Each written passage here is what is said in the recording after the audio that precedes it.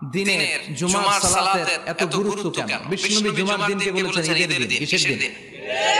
কথা বলেন। আমাদের দুইটা ঈদ আছে না? ঈদুল ফিতর, ঈদুল আযহা।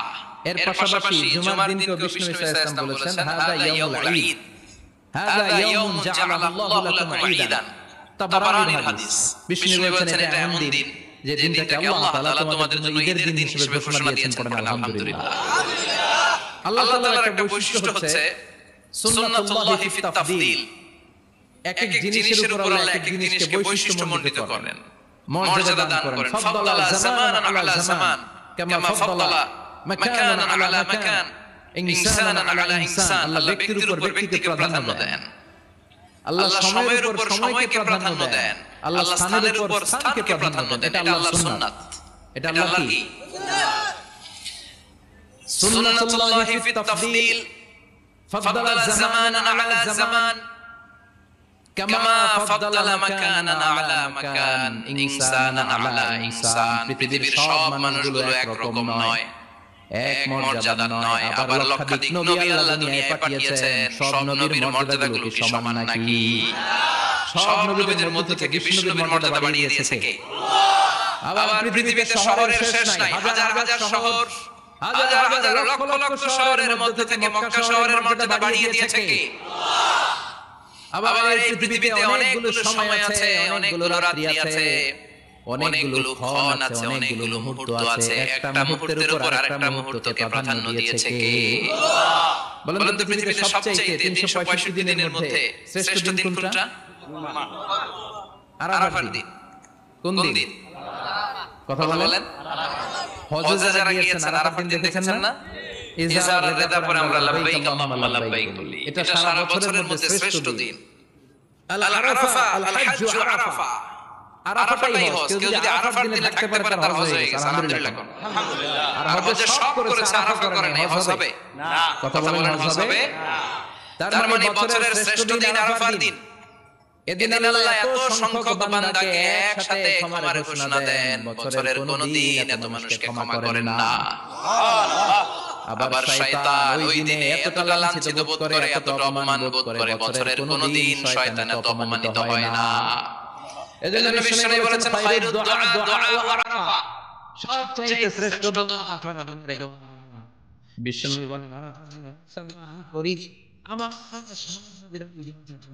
দোয়া হলো ওয়াহদাহু শারীকা লাহুল মুলকু ওয়া লাহুল হামদু ওয়া হুয়া আলা কুল্লি শাইইন কাদির। সুবহানাল্লাহ। মুখস্থ আছে না? এটা পড়ব। বিশ্বনবী এই দোয়াটা পড়বেন, তাহলে বুঝা যাবে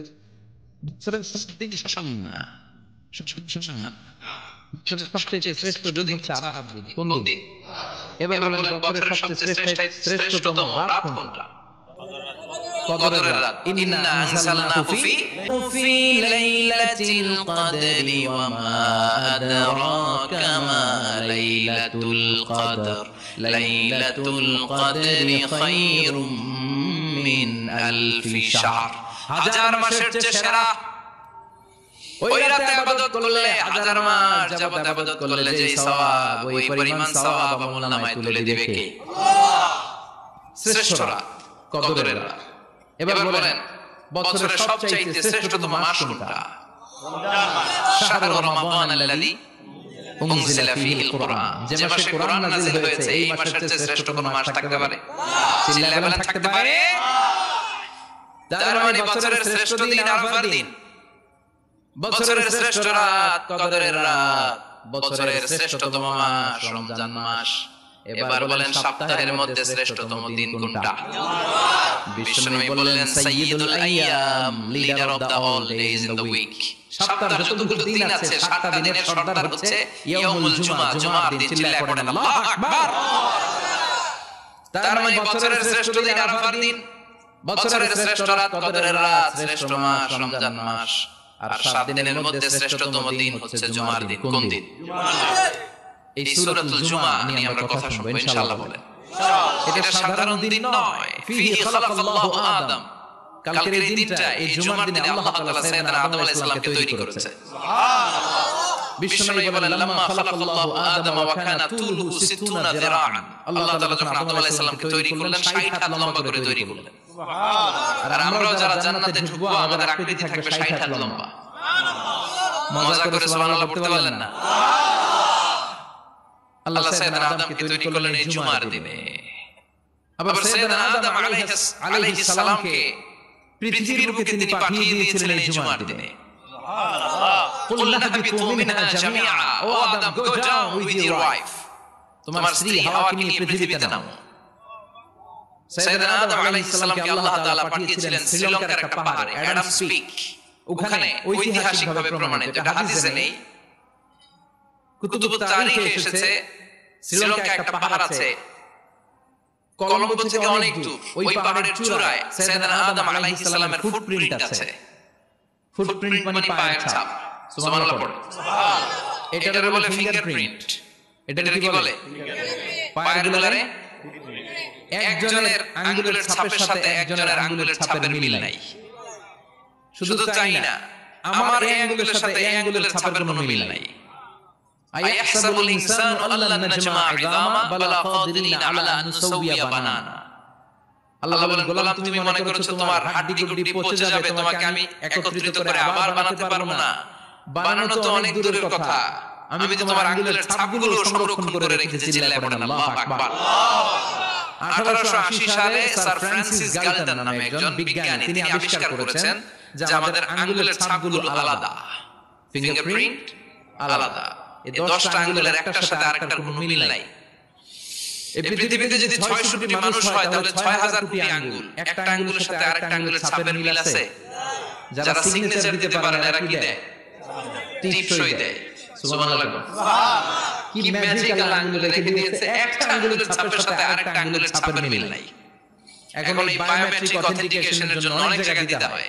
ইমিগ্রেশন পাস করবেন, গিভ ইওর ফিঙ্গারপ্রিন্ট। ভিসা করবেন, Schengen visa, European visa, provide your fingerprint first. Canada এম্বাসিতে গিয়েছিলাম, সব আঙ্গুলের আলাদা আলাদা ফিঙ্গারপ্রিন্ট রেখেছে। এখন এটা অথেন্টিকেশনের জন্য সিকিউরিটি পারপাস খুব গুরুত্বপূর্ণ। কিন্তু 1500 বছর আগে, 1880 মানে কি 200 বছর তো না, 200 বছর আগে বিজ্ঞানীরা আবিষ্কার করলো। 1500 বছর আগে সূরাতুল কিয়ামার ভিতরে ফিঙ্গারপ্রিন্টের কথা বলেছে কে? আল্লাহ। আর পায়েরটার বলে ফুটপ্রিন্ট।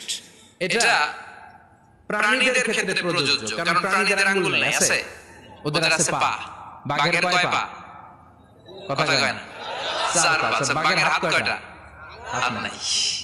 ওদের পা, ফলে ওদের ফুটপ্রিন্ট লাগে। সুন্দরবনে কয়টা বাঘ আছে? এটার একটা হিসাব আছে। কি করে বলে? কেমন করে হিসাব করে? বাঘের কাছে যে গুনে, চেহারা তো একরকম, একটা 3 বার গুনবে। কথা কন। কিভাবে গণে তাহলে? বাক্সমারি হয় কিভাবে? ফুটপ্রিন্ট, পায়ের ছাপ। একটা বাঘের পায়ের ছাপের সাথে আরেকটা বাঘের পায়ের ছাপের কোনো মিল নাই। আবার কাবা ঘরের পাশে একটা ছোট্ট জায়গা আছে। এই জায়গার মধ্যে রব্বুল আলামিন সব নবীদের পিতা সাইয়েদনা ইব্রাহিম আলাইহিস সালামের ফুটপ্রিন্ট রেখে দিয়েছেন। ওয়াত্তাখিযু মিন মাকামি ইব্রাহিম মুসাল্লা। সাইয়েদনা ইব্রাহিমের দাঁড়ানোর জায়গায় তোমরা নামাজের জায়গা করে নাও। আল্লাহু আকবার। সাইয়েদনা ইব্রাহিম আলাইহিস সালামের পায়ের ছাপ আছে কিন্তু মাকাম ইব্রাহিমে। আর সাইয়েদনা আদম আলাইহিস সালামের পায়ের ছাপ আছে অ্যাডামস পিকে, শ্রীলঙ্কার ওই পাহাড়ে।